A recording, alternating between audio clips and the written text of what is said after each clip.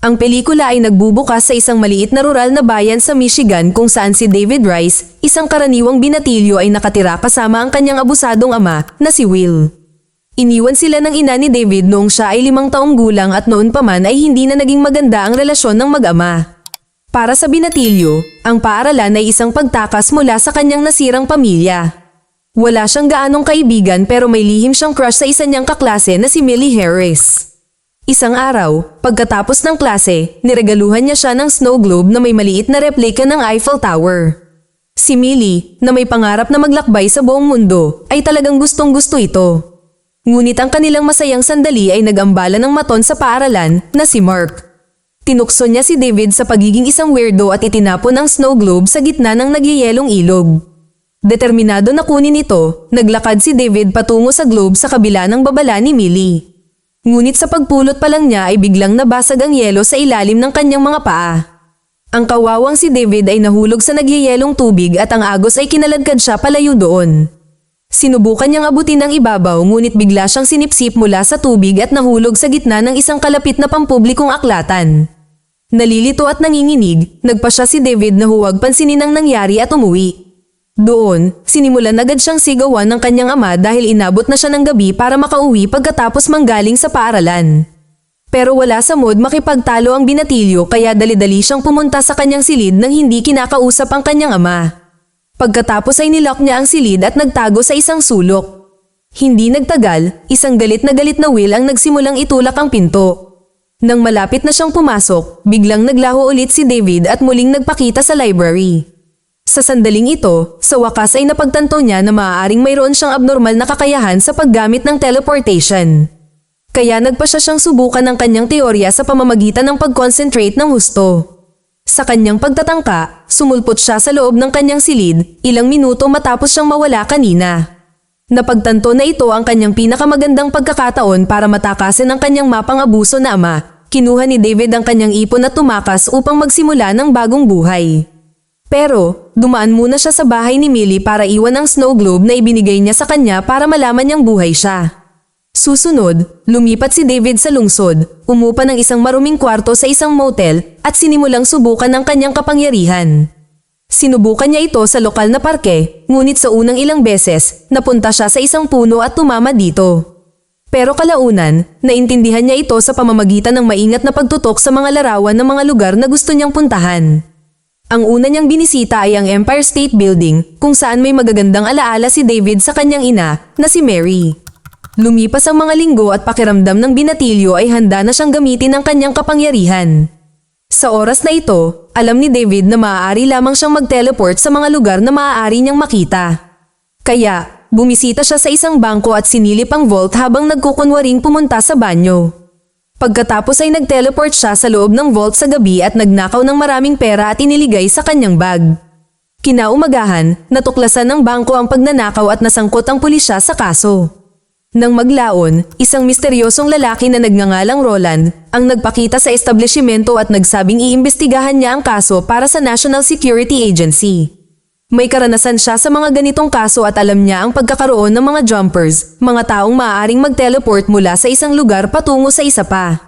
Sigurado siyang isa sa kanila ang may gawa nito. Lumipat ang eksena sa pagkalipas ng 8 taon kung saan namumuhay si David sa kanyang pinakamagandang buhay.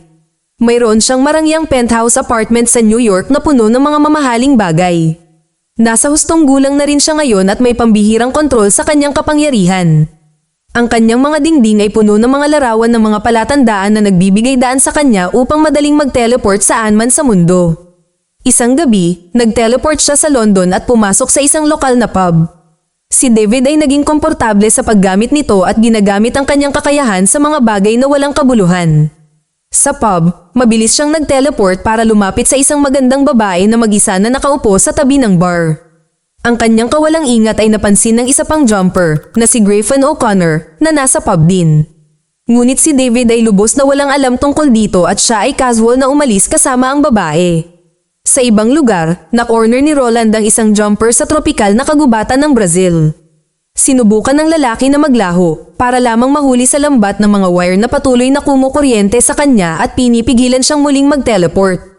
Pagkatapos ay ibinunyag na si Roland ay isang paladin, isang grupo ng mga fanatic religion na makasaysayang tumutugis sa mga jumper.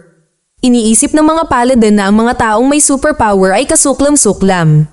Walang pag-aalinlangan na tinapos ni Roland ang lalaki, at makalipas ang ilang segundo, nakatanggap siya ng tawag tungkol sa isang bagong lead sa kaso ng pagnanakaw sa bangko. Bumalik ang eksena sa New York, kung saan bumalik si David sa kanyang apartment. Nakakagulat na nakita niya si Roland doon, ngunit walang ideya kung sino siya. Sinubukan ng binatilyo na sipain siya palabas, ngunit tumugon si Roland sa pamamagitan ng paghampas sa kanya ng isang espesyal na baton na bumulagta sa kanya ng 1,000 volts ng kuryente. Pinipigilan nito si David na mag-teleport ng higit sa ilang talampakan sa loob ng apartment. Ang isang labanan ay naganap at pagkatapos ng maraming pakikibaka, si David ay namamahala sa pag-teleport sa loob ng isang nakatagong silid sa kanyang dingding. Pagkatapos ay kumuha siya ng isang bag ng pera mula sa silid at naglaho mula doon. Ngunit ang paladin ay hindi basta-basta sisuko kaya ipinadala niya ang kanyang mga goons sa lahat ng mga karaniwang jump site ni David. May nakita rin siyang lumang larawan ni Millie sa cabinet na nagbibigay sa kanya ng tusong ideya. Samantala, lumitaw si David sa kanyang lumang silid sa Michigan. Pagkatapos ng awkward na pagkikita kasama ang kanyang ama, pumunta siya sa bahay ni Millie. Doon, ipinaalam sa kanya ng kanyang ina na nagtatrabaho si Millie sa lokal na bar sa kalsada. Nagtungo doon ang binata, ngunit hindi niya magawang lapitan ang childhood crush niya. Sinubukan ni David na umalis nang hindi napapansin at nakasalubong niya ang isang matandang Mark. Agad siyang nakilala ng huli at nagtanong ng kung ano-ano sa kanya. Ang kanyang ingay ay narinig ni Millie na sumali sa dalawang lalaki makalipas ang ilang segundo. Ibinunyag niya na nakita niya si David nang dumating ito at naghihintay ng sasabihin nito. Nagselo si Mark dahil dito at sinubukan niyang lumapit sa kanya, ngunit sinuntok muna siya ni David. Isang buong away ang naganap na nagtatapos sa pag-teleport sa kanilang dalawa habang walang nanunood. Hindi nagtagal ay lumabas sila sa loob ng bank vault na ninakawan ni David ilang taon na ang nakararaan. Pagkatapos ay binyantaan niya si Mark bago tumalon, iniwan ng huli sa vault bilang parusa. Pagkatapos, bumalik si David sa bar at sa wakas ay nakipag-chat kay Millie. Ibinunyag niya na iniwan na niya ang kanyang mga pangarap na makapaglakbay dahil kailangan niyang harapin ang katotohanan ng pagkakaroon ng trabaho. Sa kabilang banda, nagsinungaling si David na siya ay nagtatrabaho sa bangko na nagpapahiwatig na kumikita siya ng maraming pera. Pagkatapos ay inanyayahan niya itong pumunta sa Roma kasama niya na masaya niyang tinanggap. Lingid sa kanilang kaalaman, si Griffin ay sumusunod sa mga landas ni David at naririnig ang kanilang plano. Samantala, nahuli na ng pulisya si Mark dahil sa hinalang pagnanakaw. Hindi nagtagal, dumating si Roland sa istasyon ng pulisya na nagpapanggap na isang ahente ng CIA. Inusisa niya si Mark at ipinangako na naniniwala siya sa kanyang nakakabaliw na kwento. Ipinaliwanag ng huli ang lahat tungkol kay David at sa babaeng crush niya na si Millie. Nang marinig ito, napagtanto ni Roland na siya ang parehong babae na ang larawan ay nakita niya sa cabinet ni David. Kaya, hiniling niya sa kanyang mga tauhan na imbestigahan kung nasaan siya. Hindi nagtagal ay nalaman niya na kamakailan lamang ay umalis siya patungong Roma at sa gayon ay sinusundan siya ng kanyang mga tauhan. Makalipas ang 10 oras, dumating sina David at Millie sa Roma at nag-check-in sa isang napakamarangyang hotel. Nang maglaon ay nakipagsapalaran sila sa labas at tinamasa ang kagandahan ng lungsod. Sa susunod na eksena, naglibot ang dalawa sa Colosseum at sinubukan ni David na ma-access ang mas mababang antas. Ito ay nang hindi niya inaasahang mabangga niya si Griffin. Isang gulat na si David ay sinubukang umalis ngunit ang lalaki ay biglang nag-teleport sa kanyang harapan. Pagkatapos ay ibinunyag niya na may mga jumper na tulad nila sa buong mundo. Kasunod nito, pinagalitan ni Griffin si David dahil sa walang ingat na pagtalon sa iba't ibang lugar sa mundo. Sinabi niya na ang baguhan ay nakakuha ng atensyon ng mga maling tao. Samantala, isang grupo ng mga paladin ang pumasok sa Colosseum at nagsimulang habulin ang mga lalaki. Agad namang nagulat si David sa gamit na batuta ng mga lalaki at naiwan siyang hindi makagalaw. Ngunit tila mas may karanasan si Griffin sa mga trick ng kalaban. Nag-teleport siya palayo sa ilang segundo at mabilis na pinatumba sila isa-isa. Nang sandaling humupa ang panganib, tinulungan niya si David na mabawi ang kanyang kapangyarihan. Pagkatapos ay ipinaliwanag ni Griffin ang tungkol sa organisasyon ng Paladin na nanguhuli sa mga jumper na tulad nila bago mawala muli. Biglang sumulpot ang isang empleyado mula sa Colosseum at napansin ang ilang walang malay na katawan. Sumigaw siya para humingi ng tulong na nagudyok kay David na magmadaling sumisid sa butas na iniwan ng teleportation ni Griffin. Hindi nagtagal ay lumitaw siya sa isang lihim na taguan sa mga disyerto ng Egypt. Nang makita siya, nagalit si Griffin at ipinaalala sa kanya na iniwan niya si Millie ng mag-isa. Kinilala ni David ang kanyang pagkakamali at nagmadaling bumalik sa Coliseum. Ngunit sa kasamaang palad, naghihintay na ang mga pulis sa labas at hinuli silang dalawa. Pagkalipas ng 8 oras, sinusubukan pa rin ng mga awtoridad ng Italia na tanungin si David. Hindi sila maaaring gumawa ng formal na pag-aresto hanggat hindi dumating ang mahistrado mula sa US Embassy. Sa gulat ni David, nang sa wakas ay nagpakita ang mahistrado na ito pala ay ang kanyang ina na si Mary. Bago niya maisip ang nangyayari, pinakawalan siya nito mula sa kanyang mga posas at sinabihan siyang tumakas. Binalaan niya siya na mas maraming paladin ang papunta dito. Isang nalilitong David ang sumusubok na sundan siya, ngunit isang pulis ang humarang sa kanya. Kaya, nag-teleport siya sa waiting room at sinabi kay Millie na hinayaan nila siyang umalis pagkatapos ng masusing pagsisiyasat. Hindi siya naniniwala na magiging ganito kadali ito, ngunit hiniling sa kanya ni David na magtiwala sa kanya at dinala siya sa airport. Pagdating doon, si Millie ay humingi ng paliwanag, nalilito kung bakit sila tumatakbo kung ang mga bagay ay maayos na. Ngunit hindi siya binibigyan ni David ng anumang mga sagot at sinabi lamang na hindi na sila maaaring magsama.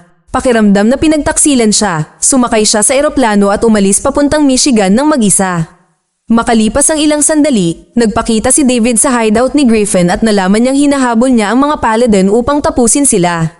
Ibinunyag ni Griffin na ginagawa niya ito dahil ang mga masasamang tao ay hinahabol ang kanilang uri. Napakasama nila na kung hindi nila mahuhuli ang jumper, sasalakayin nila ang kanilang mga mahal sa buhay.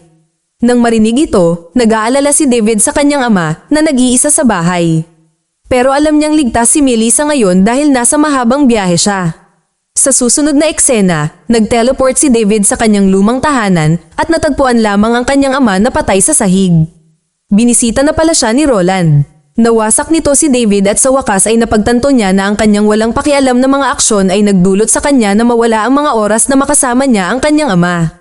Ngunit wala siyang oras para magdalamhati dahil kailangan niyang mahuli si Roland bago makarating si Millie sa US.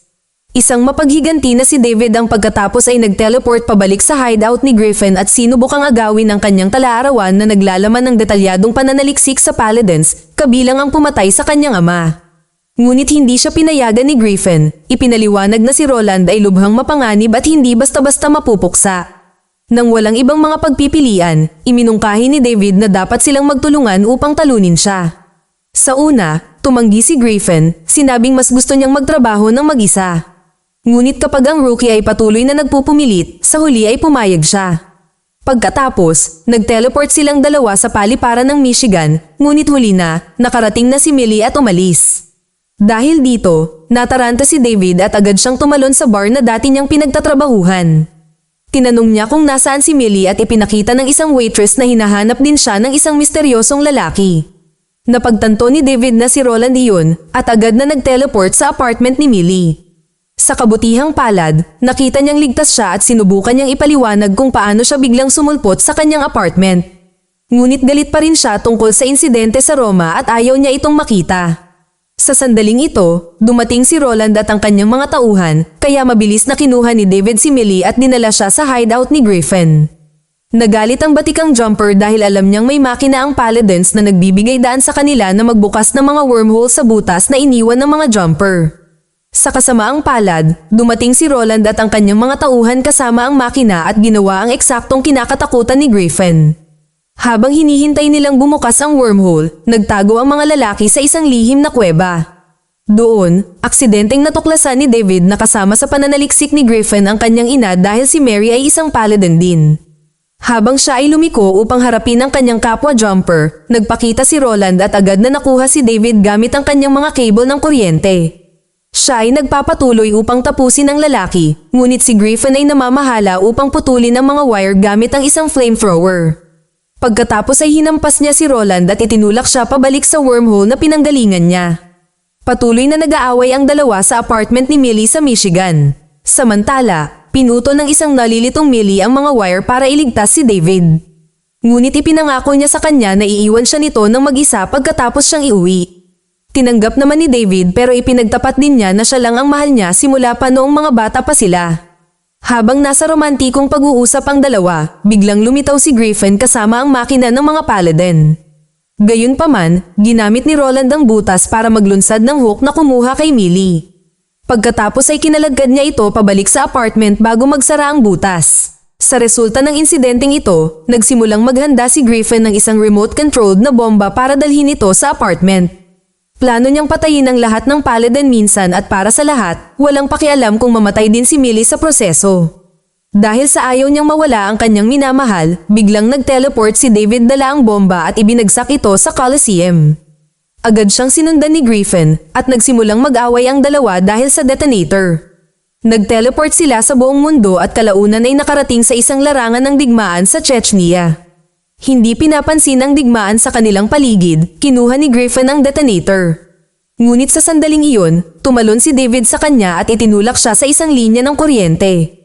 Ito ay nagpapanatili sa veteranong jumper na makulong ng ilang sandali. Kasunod ng kanyang tagumpay, nag-teleport si David pabalik sa apartment ni Millie at nakita siyang nakatali sa dingding. Siya ay nagmamadaling pumasok upang iligtas siya, ngunit inatake siya ni Roland gamit ang isang electric baton. Pagkatapos ay itinali siya ng paladin sa ibabaw ni Millie gamit ang magkahiwalay na mga cable ng kuryente para sa kanyang mga paa. Iniisip ni Roland na ang kasalukuyang pag-agos sa mga wire ay sapat na upang pigilan si David na makatakas. Sa kritikal na sandaling ito, humingi ng paumanhin si Millie sa maling paghuhusga sa lahat at ipinagtapat ang kanyang pagmamahal kay David. Nagbibigay ito sa kanya ng suporta na kailangan niya upang dalhin ang kanyang kapangyarihan sa susunod na antas. Biglang nawala ang buong silid sa gusali at nag-teleport sa gitna ng Huron River. Nahihilo si David sa ilalim ng tubig, kaya lumangoy si Millie para iligtas siya. Mapusok niya itong hinalikan na sapat para i-teleport sila ni David sa lumang library. Nagawa ni Roland na lumangoy kasama nila at lumitaw din sa library. Ngunit makalipas ang ilang segundo, sinunggaban siya ni David at ang dalawa ay naglaho sa lugar. Nang magbago ang eksena, ang dalawang magkaaway ay nasa isang kuweba sa gitna mismo ng Grand Canyon. Itinuro ni David na siya ay isang mabuting tao dahil maaari niyang iwan si Roland kasama ang mga pating sa ilang karagatan. Pagkatapos ay naglaho siya, iniwan ng paladin sa malayong kuweba. Pagkalipas ng maraming araw, sinundan ni David ang ilang mga pahiwatig tungkol sa kanyang ina at sa wakas ay muling nagkita sa isang lugar na may niebe. Humingi siya ng mga sagot tungkol sa kung ano ang nangyayari, kung saan inamin ni Mary na iniwan niya siya dahil alam niya ang tungkol sa kanyang kapangyarihan. Ipinaliwanag din niya na mahal niya si David ngunit ang tanging bagay na maibibigay niya sa kanya ay isang panimula. Nang marinig ito, napagtanto ni David na ang kanyang ina ay kasama ng mga kaaway kaya siya ay umalis doon. Sa huling eksena, nakipagkita si David kay Millie at ang dalawa ay nag-teleport sa isang mas mainit na lugar upang gumawa ng mga bagong species ng jumpers. Mag-subscribe para sa higit pang mga video na tulad nito, i-on ang notification at mag-iwan ng like para matulungan ang aming channel. Salamat sa panunood.